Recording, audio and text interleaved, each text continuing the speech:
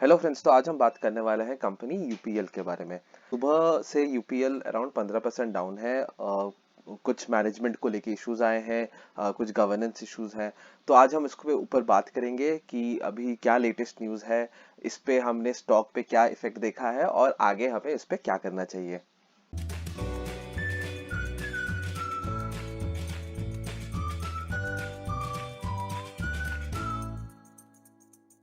तो जैसा कि मैंने बताया कि आज एक बहुत ही रेप्यूटेड न्यूज़ चैनल से ये न्यूज़ आई है कि यूपीएल के जो प्रोमोटर्स हैं वो कुछ पैसों की हेराफेरी कर रहे हैं थ्रू 8 शेल कंपनीज। ये कुछ कुछ केसेस है जो पुरानी केसेस भी फिर से बाहर आ रही है।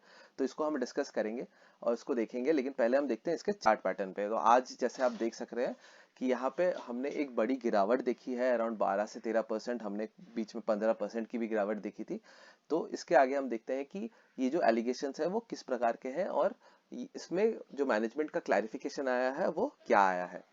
तो पहले हम देखते हैं ये जो मामला है वो किस प्रकार का है। जो विसल ब्लोअर ने एलिज किया है वो कि यूपीएल के जो प्रोमोटर्स हैं वो पैसों की हेराफेरी कर रहे हैं through 8 shell companies. Shell companies का मतलब ये होता है कि एक इनएक्टिव कंपनी जिसके कोई ऑफिस नहीं होता, कोई कोई एम्प्लॉयज नहीं होते। तो जो आरोप है वो ये है कि यूपीएल ये 8 से रजिस्टर्ड शेल कंपनीज को लोन देता था, उनके द्वारा ट्रांजैक्शंस करता था और वही ट्रांजैक्शन से पैसों की हेराफेरी करता था जो प्रोमोटर्स के पास जाता था। फॉर एग्जाम्पल अगर मैं सदाफुली फिनवेस्ट लूँ, सदाफुली फिनवेस्ट ने एक घर खरीदा था, सदाफुली हाउस। उस सदाफुली हाउस को यूपीएल ने खरीदा था with at a price of 4 crore rupees, जिसको वो बाद में रेंट जिसको उन्होंने बाद में रेंट पे चढ़ा दिया और वो जो रेंट का जो पैसा आता था वहां पे ये हेराफेरी की जाती थी। सदाफुली हाउस वाला जो मामला है वो 2016 पे भी आया था, जब जो सीईओ है उनकी जो इस्ट्रेंज या जो सेपरेटेड वाइफ है उन्होंने ये एलिगेशंस लगाए थे। ये एलिगेशन का जांच भी हुआ था एंड 2017 में उनको यहाँ पे क्लीन चिट दे दिया गया था। तो जो ज्यादातर सेल कंपनीज हैं, इन 8 सेल कंपनीज में से उसके एड्रेस जो है वो सेम दिया गया है। और विसल ब्लोअर ने ये भी कहा है कि ये रेंटल के अलावा भी बहुत सारी लीगल एक्टिविटीज किए जाते थे। फॉर एग्जांपल लोन दिया जाता था ये इन शेल कंपनीज को, जो कि बाद में प्रोमोटर्स अपने ले लेते थे। इसके अलावा भी एक और जो एलिगेशंस चल रहे थे कुछ दिनों से, जो हमने देखा था यूपीएल में, जिसके कारण हमने यूपीएल के जो स्टॉक प्राइस है वहां पे भी हमने प्रेशर देखा था, वो था कि रिसेंटली केपीएमजी मॉरिशस की जो उनकी जो सब्सिडरी है वहां पे उन्होंने वहां पे रिजाइन कर दिया था एज ऑडिटर। तो इस पे भी बहुत ज्यादा सवाल उठाए गए थे। उसके बाद हमने स्टॉक में बहुत बड़ा करेक्शन भी देखा था एंड अब हमने ये एक विशल ब्लोअर की एक एक्टिविटी देखी है। अब देखते हैं कि मैनेजमेंट ने क्या क्लैरिफिकेशन दिया है। उनकी जो सीईओ है आज बहुत सारे न्यूज चैनल्स पे आए, उन्होंने अपना अपना पक्ष रखा। तो उन्होंने ये कहा कि जो सेल कंपनीज हैं वो होल्डिंग कंपनीज हैं यूपीएल के, ऐसे बहुत सारे कंपनीज बनाए जाते हैं। वो बनाया जाता है to carry out some transactions. तो जो शदाफली है वो भी वन ऑफ दीज कंपनीज है। शदाफली को जो क्रिएट किया गया था वो क्रिएट किया था to rent and buy properties. तो जो मामला था सदाफली हाउस का, Sadafali house was rented to CEO of UPL. ये जो उनका जो लीज टर्म्स चल रहे थे वो 2016 तक था। 2017 में वो इंडिया से बाहर जाके रहने लगे हैं। उसके बाद से ये जो रेंट है वो रेंट अभी वैलिड नहीं है। उन्होंने ये भी क्लैरिफाई किया है कि जो कंपनीज होते हैं जनरली वो सीईओ के घर के रहने का जो भाड़ा है वो देते हैं।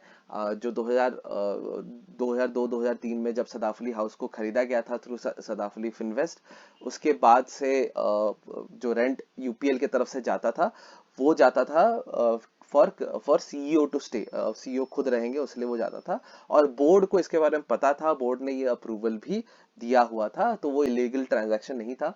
ऐसा एक और इशू भी आया था 2016 में, जिसमें जो सीईओ है उनके उनकी वाइफ ने एलिगेशंस लगाया था कि ऐसा कुछ ट्रांजैक्शंस हो रहे हैं थ्रू शेल कंपनीज। इस पे एक इन्वेस्टिगेशन भी हुआ था, वो इन्वेस्टिगेशन में उनको क्लीन चिट मिला था।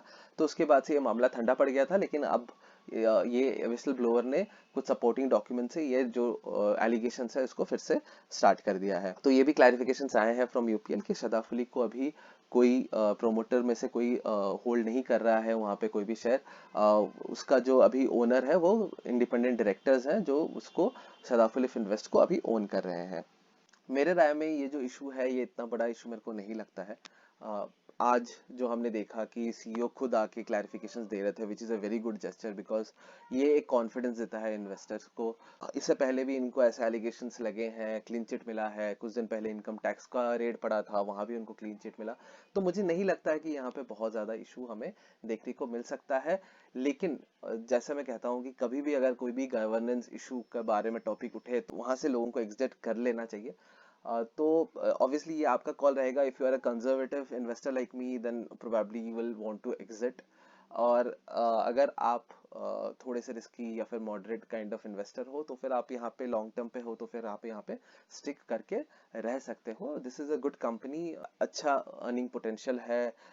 तो उस हिसाब से ये कंपनी मेरे को सही लगता है। और जो केपीएमजी मॉरिशस वाला मामला आया था, वहां पे उन्होंने ये क्लैरिफिकेशन भी दिया था, और उन्होंने आज फिर से बताया कि वो ड्यू टू परफॉर्मेंस उनको वहां पे निकाला गया था, उन्होंने रिजाइन नहीं किया था। और केपीएमजी स्टिल जो उनका यूपीएल ग्लोबल है, उसको ग्लोबल कंपनी है उनका, उसको वो अभी भी उसके ऑडिटर के हिसाब से केपीएमजी ही काम कर रहा है। तो ये क्लैरिफिकेशन भी उन्होंने दे दिया है। तो आशा करता हूँ आपको ये छोटा सा जो डिस्कशन है ऑन यूपीएल अच्छा लगा होगा।